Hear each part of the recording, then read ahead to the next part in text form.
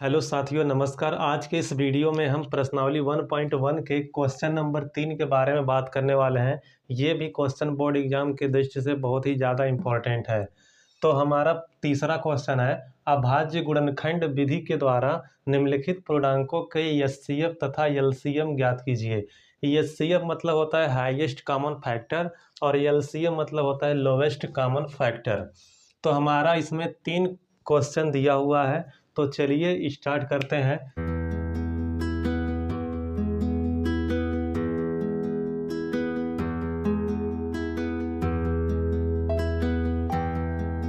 सबसे पहले हमारा जो पहला क्वेश्चन दिया हुआ है वो है 12, 15 और 21। तो इसको लिख लेते हैं। 12, 15 और 21 इसका हमको निकालना है एचसीएफ और एलसीएम। तो वो भी अभाज्य गुणनखंड विधि के द्वारा। तो इसमें सिंपल सा तरीका वही गुणनखंड का लगेगा। तो चलिए स्टार्ट करते हैं, बताते हैं कैसे होगा। तो सबसे पहले हम लोग क्या करेंगे, 12 का गुणनखंड कर लेंगे। तो 12 का गुणनखंड करने के लिए हम, ये क्या है हमारा सम संख्या, तो सम संख्या से स्टार्ट करेंगे। तो 2 का पहाड़ा 6 बार पढ़ेंगे तो 12 हो जाएगा। फिर 2 का पहाड़ा 3 बार पढ़ेंगे तो 6 हो जाएगा। फिर 3 का पहाड़ा 1 बार पढ़ेंगे तो ये पूरा विभाजित हो गया। उसके बाद 15 को हम लोग लेते हैं। तो 15 को स्टार्ट करेंगे तो 15 अंत में हमारा 5 है, तो विषम संख्या है, तो विषम संख्या से स्टार्ट करेंगे। तो 3 से स्टार्ट करेंगे तो 3 पचे 15 हो जाएगा। फिर 5 एकम 5, ये भी पूरी तरह से विभाजित हो गया। फिर तीसरा हमारा है 21। तो 21 को स्टार्ट करेंगे तो 21 विषम संख्या है, तो हम 3 से स्टार्ट करेंगे तो 3 सते 21 हो गया। उसके बाद 7 एकम 7 हो गया। ये पूरा हमारा विभाजित हो गया, इसका गुणनखंड निकल गया। तो जो 12 का गुणज हमको मिला वो मिला हमको 2 गुणा 3, और 15 का हमको मिला 3 गुणा 5, 21 का हमको मिला 3 गुणा 7। ये हमारे गुणज इसके मिल गए। अब हम लोग देखते हैं कि एचसीएफ क्या होगा। एचसीएफ किसका किसका, 12, 15 और 21। तो इसका एचसीएफ देखेंगे हम, तो एचसीएफ क्या हो जाएगा। तो एचसीएफ के लिए एक ट्रिक याद रखना है सभी लोगों को। तो एचसीएफ के लिए हम लोग देखेंगे कि सब में उभयनिष्ठ क्या चीज़ है।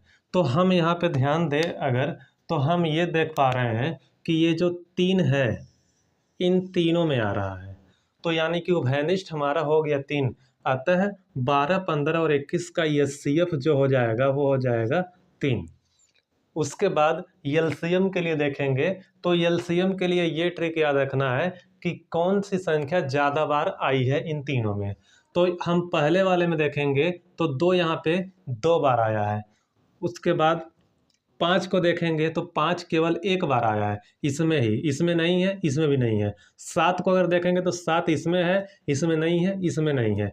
तो यानी कि 7 1 बार आया। तो जितनी बार आया हम उसको लिख लेते हैं। तो ये एलसीएम के लिए अब देखेंगे, एलसीएम 12, 15 और 21। इसका एलसीएम देखेंगे तो इसके एलसीएम हो जाएंगे 2 गुणा 2, 3 तीनों में उभयनिष्ठ है तो उसको हम 1 बार लिख लेंगे। उसके बाद 5 1 बार आया है, 1 बार लिख लेंगे। 7 1 बार आया है, 1 बार लिख लेंगे। अब इनको हम गुणा करेंगे तो 2 का गुणा 2 में करेंगे 4 हो जाएगा। 4 का गुणा 3 में करेंगे 12 हो जाएगा। 12 का गुणा 5 में करेंगे 60 हो जाएगा। 60 का गुणा 7 में करेंगे तो 420 हो जाएगा। ये हो गया हमारा एलसीएम और एचसीएफ 3। अब दूसरा क्वेश्चन देखते हैं। तो इसमें दूसरा है 17, उसके बाद 23, उसके बाद 29। अब इन तीनों का हमको निकालना है एचसीएफ और एलसीएम। तो आपको तरीका बताया गया, सेम तरीका अप्लाई करेंगे। तो 17 का गुणनखंड निकालेंगे, फिर 23 का गुणनखंड निकालेंगे, फिर 29 का गुणनखंड निकालेंगे। तो हम यहाँ पे ये देख रहे हैं कि ये तीनों ही हमारी अभाज्य संख्याएं हैं। तो अभाज्य संख्याएं केवल एक और स्वयं से ही विभाजित होती हैं। तो यहाँ पे 17 है तो 17 एकम 17 और 23 एकम 23 और 29 एकम 29। तो ये तीनों विभाजित हो गए। तो इनके गुणज को हम लोग लिख लेते हैं। तो 17 का मिला हमको 17, 23 का मिला हमको 23, 29 का मिला हमको 29। तो अब हम देखते हैं कि इसका एचसीएफ क्या होगा। एचसीएफ 17, 23 और 29। तो इसका एचसीएफ हम देखेंगे तो इसमें एचसीएफ के लिए तरीका आपको बताया गया है कि जो उभयनिष्ठ हो। तो उभयनिष्ठ हम अगर देखें तो इसमें से कुछ भी नहीं है, तो कुछ भी उभयनिष्ठ नहीं मिलता है, तो ऐसे केस में हम लोग एचसीएफ 1 मान लेते हैं।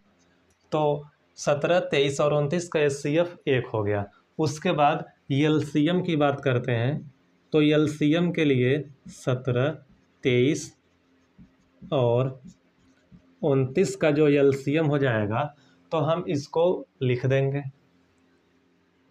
तो 17 गुणा 23 गुणा 29, तो इसका गुणनफल जो हो जाएगा वही इसका एचसीएफ हो जाएगा। इसका जो गुणा करने पे आएगा 11,339 हो जाएगा।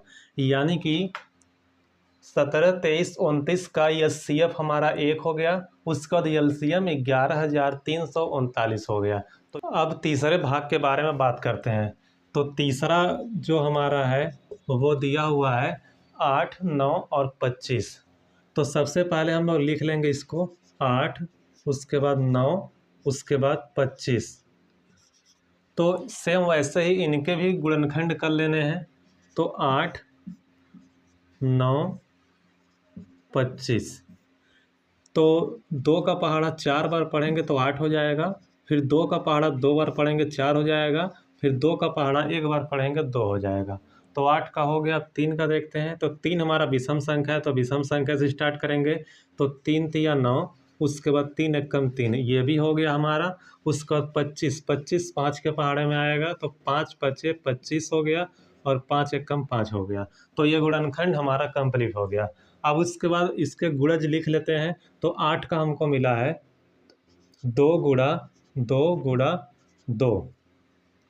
9 का हमको मिला है 3 गुणा 3। 25 का हमको मिला है 5 गुणा 5। तो ये इसके गुणज लिखा गए। अब बताया गया कि एचसीएफ के लिए हम लोग देखेंगे कि इन तीनों में उभयनिष्ठ क्या है। तो अब हम देखते हैं कि क्या कोई उभयनिष्ठ मिल रहा है हमको। 2 इसमें है, 2 इसमें नहीं है, 2 इसमें भी नहीं है। तो हम यहाँ पे अगर देखें तो कोई भी ऐसा उभयनिष्ठ संख्या हमको नहीं मिला है कि जो तीनों में है।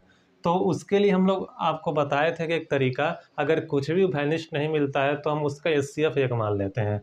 तो यहाँ पे एचसीएफ हो जाएगा एचसीएफ 8, 9 और 25 का एचसीएफ 1 हो जाएगा।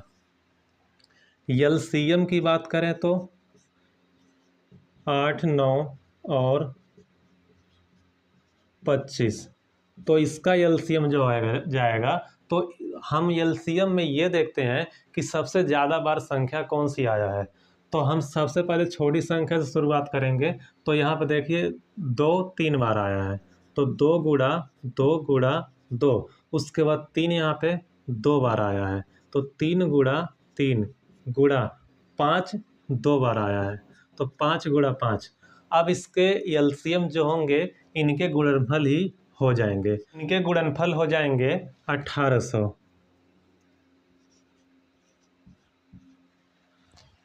तो 8, 9 और 25 का जो एचसीएफ है वो 1 हो गया और एलसीएम 1800 हो गया। तो ये तीसरा क्वेश्चन कंप्लीट हुआ। उम्मीद करता हूँ आपको ये वीडियो समझ में आया होगा। तो वीडियो को ज़्यादा से ज़्यादा लोगों के पास शेयर करें और इस चैनल को सब्सक्राइब करें। धन्यवाद।